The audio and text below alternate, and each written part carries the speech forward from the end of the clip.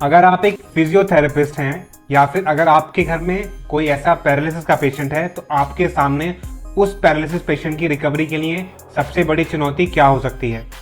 मैं डॉक्टर अंशुल पराशर आज आपको बताऊंगा एक ऐसी चुनौती के बारे में जो कि सबसे ज़्यादा परेशान करती है फिजियोथेरेपिस्ट को, एक स्ट्रोक पेशेंट को और गार्जियन ऑफ स्ट्रोक पेशेंट्स को।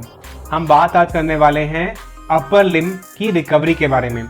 हाथों का मूवमेंट जो होता है स्ट्रोक पेशेंट्स में वो बहुत परेशान करता है थेरेपिस्ट को भी, पेशेंट्स को भी, और उसके रिकवरी ना आने की वजह से जो उसके गार्जियंस हैं, जो घर में उसके सहायक हैं, वो भी काफ़ी हद तक परेशान रहते हैं। तो आखिर ऐसा क्या किया जाए जिसकी वजह से उसकी रिकवरी जल्दी आ जाए। जैसा मेरी पहले जो स्ट्रोक की सीरीज़ है उसमें भी मैंने आपको ये बताया है कि स्ट्रोक जो होते हैं वो दो तरह के होते हैं। एक होता है इस्केमिक स्ट्रोक जिसमें एक क्लॉट बन जाता है, और दूसरा होता है हेमरेजिक स्ट्रोक इसमें जो आर्टरीज होती हैं ब्रेन की वो रप्चर कर जाती हैं, वहाँ पे ब्लीड होता है और उसकी वजह से पेशेंट के हाथ और पैर का मूवमेंट अफेक्टेड होता है। पेशेंट को स्पीच में भी प्रॉब्लम हो सकती है। जब हम पैरालिसिस के पेशेंट को देख रहे होते हैं या आपके घर में कोई पेशेंट है तो हम लोग आपस में भी ये बहुत हद तक नोटिस करते हैं कि उसके लोअर लिम्ब यानी पैरों की ताकत जल्दी आ जाती है कंपैरेटिव टू उसके अपर लिम्ब यानी हाथों की ताकत। ऐसा क्यों होता है? ऐसा इसलिए होता है कि जितना ज़्यादा वो वजन डालता है अपने उस पार्ट में जहाँ पे उसको पैरालिसिस हुआ है वो रिकवरी जल्दी शो करता है। क्योंकि हम लोग चलते ज़्यादा हैं, वॉक ज़्यादा करते हैं, sit to stand, supine to sit, ये सारे ही मूवमेंट में हमारे पैरों का यूज़ ज़्यादा होता है। और जैसे हम भी अपनी पैरालिसिस के जो पेशेंट होते हैं उनको सजेस्ट करते हैं कि आप आधा घंटा सुबह आधा घंटा शाम को वॉक करिए।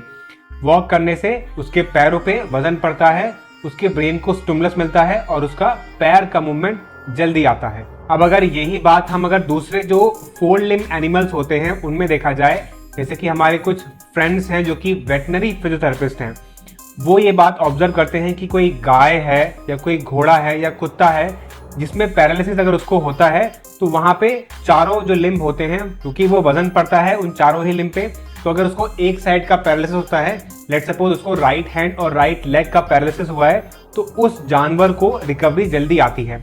तो लेकिन हम जो मनुष्य हैं, ह्यूमन बीइंग, हम लोग इस तरह से नहीं कर सकते। अब हमारा वो फेस चला गया है, डेवलपमेंट आ गया है, तो हम लोग चार पैरों पे नहीं चल सकते हैं। अपनी प्रैक्टिस में भी चाह कर भी हम ये काम नहीं कर सकते कि हम किसी पेशेंट को बोलें कि आप एक जानवर की तरह चलें, वो मुनासिब नहीं है। तो हमको कुछ ऐसे काम करने पड़ते हैं जिससे कि उसके हाथों का मूवमेंट आए। तो अब बात करते हैं मुद्दे की कि जो अपर लिम्ब है उसमें मूवमेंट नहीं आता है या डिले होता है, उसको हम कैसे ठीक करें। आज मैं आपको दो ऐसी एक्सरसाइज बताने वाला हूं जिससे कि अपर लिम्ब में मूवमेंट आएगा और जो अपर लिम्ब में उंगलियां उसकी सिकुड़ जाती हैं, मतलब कि जो फ्लेक्शन में उसके हाथ रहते हैं, उसको हम कैसे खोल सकते हैं। पेशेंट ये बहुत ज़्यादा प्रॉब्लम लेके आता है कि जी मेरा हाथ जो है ये इस तरह से मुड़ जाता है, ये कंधा मेरा ऊपर चढ़ जाता है, ये हाथ मेरा इस तरह से मुड़ जाता है और मैं अपनी उंगलियों को खोल नहीं पाता। मैं जब भी कोई काम करता हूँ या मेरे पास कुछ एंजाइटी या कुछ स्ट्रेस आता है तो मेरी उंगलियाँ मुड़ जाती हैं, या फिर अगर मैं किसी एक्साइटेडमेंट में हूँ तो ये उंगलियाँ जब भी मुड़ जाती हैं। तो अगर आपके पास में कोई ऐसा पेशेंट अप्रोच करता है या आपके घर में कोई ऐसा पेशेंट है जिसके हाथों की उंगलियां इस तरह से मुड़ी रहती हैं और हाथों का मूवमेंट डिले हो रहा है, उसके लिए सबसे पहली एक्सरसाइज है कि आप हाथों को इस तरह से खोल के उस पर बोलेंगे कि आप अपने हाथों पे वजन डालो।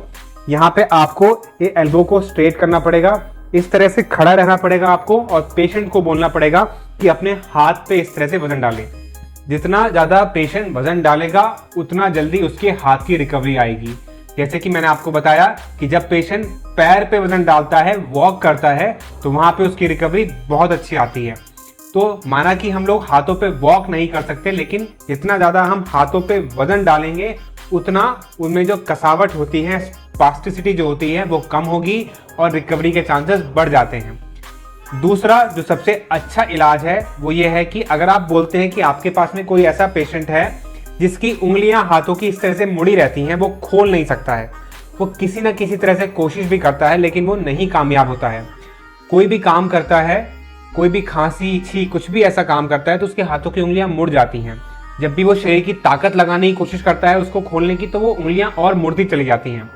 तो इसके लिए मैं आपको एक सिंपल सी एक ट्रिक बताता हूँ कि आप उसके हाथ में कुछ ऐसा रखो, कुछ ऐसा करो कि वो मजबूर हो जाए अपना हाथ खोलने के लिए। मेरे दिमाग में एक आइडिया आया। मैंने पेशेंट के हाथ में एक रखी बर्फ और उसको कपड़े में लपेट दिया। कपड़े में लपेटी हुई बर्फ को मैंने पेशेंट के हाथ में रखा तो मैंने क्या नोटिस किया कि उसको ठंड इतनी ज़्यादा लगी कि जिसकी वजह से उसने अपने हाथ को खोला। ये क्या था कि जब ठंड लगी पेशेंट को तो यहाँ से जो सिग्नल थे वो उसके ब्रेन के पास गए और ब्रेन में जाने के पास में ब्रेन ने उसको फील किया कि उसको एक पेन हो रहा है और ब्रेन ने बोला कि भाई बस ये हटा जो भी हाथ में है। और जो कि उसने अपने हाथ में पकड़ा हुआ था वो बर्फ कपड़े में लपेटी हुई वो उसको दर्द कर रही थी। 2 मिनट से 5 मिनट के अंतराल में ही पेशेंट ने अपना हाथ इस तरह से खोल दिया। मेरा ये एक्सपेरिमेंट बहुत कामयाब हुआ और पिछले 15 साल से मैं हर एक पेशेंट को यही इलाज कराता आ रहा हूँ। चाहे वो पेशेंट मेरे को एक्यूट स्टेज में मिले यानी कि पहले 15 दिन से 1 महीने के दिन में मिल जाए या फिर वो मेरे पास 2 साल बाद या 10 साल बाद आता है फिजियोथेरेपी कराने के लिए, तब भी मैं यही आइडिया अपनाता हूँ। इस आइडिया को इम्प्लीमेंट करने से मैंने देखा है कि पेशेंट अपने हाथ को खोलता है। अगर आप ये मूवमेंट एक बार में 3 बार कराते हैं और इसको दिन में 3 बार रिपीट करते हैं तो आप औसतन इसको 9 से 10 बार पेशेंट को रिपीट करते हैं और ये जो होल्डिंग पावर है उसकी, ये जो होल्डिंग टाइम है उसका, ये तकरीबन 10 से 15 मिनट रहता है। तो ये 15 मिनट का जो स्टिमुलस ब्रेन को मिलता है, आप मेरा विश्वास मानिए कि ब्रेन को इतना बम्बार्डमेंट करता है, वहाँ पे नई नई पाथवेज क्रिएट होते हैं और ब्रेन हाथ को खोलना सीखता है। बहुत सारे लोग ये करते हैं काम कि हाथ को बार बार खोलते हैं। मेरा एक बात ध्यान दीजिए कि जो स्ट्रोक होता है वो आपके हाथ और पैर की बीमारी नहीं है, वो आपके ब्रेन की बीमारी है। तो आपको अपने ब्रेन को किसी ना किसी तरह से स्टिमुलेट करना पड़ेगा, उसको ट्रेन करना पड़ेगा। आपको अपनी लाइफस्टाइल में ऐसी एक्टिविटीज इन्वॉल्व करनी पड़ेंगी जिससे आपका ब्रेन डेवलप हो। इसी कंडीशन को हम लोग न्यूरोप्लास्टिसिटी बोलते हैं, जहाँ पे ब्रेन नई एक्टिविटी सीखता है और उन एक्टिविटीज को सीखने से वो जो पार्ट अफेक्टेड है, चाहे वो लेफ्ट है चाहे राइट है, अपर लिम्ब लोअर लिम्ब, वहाँ पे मूवमेंट आने के चांसेस बढ़ जाते हैं। तो मेरे ये 2 मेथड जो हैं, जो कि हाथ की ताकत और अगर हाथ में कसावट है, उन दोनों को आप इम्प्लीमेंट करिए आपके घर के पेशेंट्स को। और अगर कुछ फिजियोथेरेपिस्ट मेरी ये वीडियो देख रहे हैं तो अपनी प्रैक्टिस में इसको इन्वॉल्व करिए, ये आपको 100% रिजल्ट देगा।